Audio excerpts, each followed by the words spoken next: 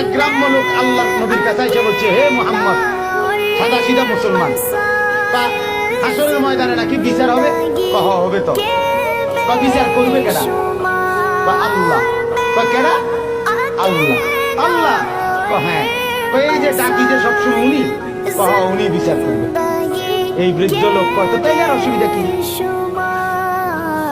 গ্রাম্য লোকটা আল্লাহ রাসূল দেখো, তাইলে মুহাম্মদ সমস্যাটা কি? আর আমার তো আর কয়েকজনে ভয় লাগাইলো, বিরাট বিচার আচার হইব। আমি আর চিন্তাই করলাম কেডা না কেডা বিচার নেয়। এখন শুনছি যেহেতু আল্লাহই বিচার করে, উনারা তো আমি চিনি, আমি তো 5 ওয়াক্ত উনারই চিনি, আমি রুকুতে উনাকেই চিনি, সাজদা করতে উনাকেই চিনি, আল্লাহু আকবার বলতে উনাকেই চিনি, আলহামদুলিল্লাহ পড়তে উনাকেই তো চিনি, সুবহান রাব্বিয়াল আযীম বলতে উনাকেই তো চিনি, সুবহান রাব্বিয়াল আলা বলে উনাকেই তো চিনি, প্রতিদিন সাজদা করে উনাকেই তো চিনি। এত চিনি চারে, সে আমারে চিনবে না কেন? সে হিসাব তো সহজেই নিবে।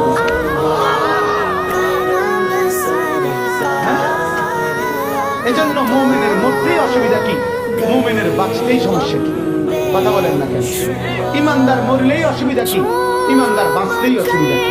ইমানদারের কোনো অসুবিধা নাই।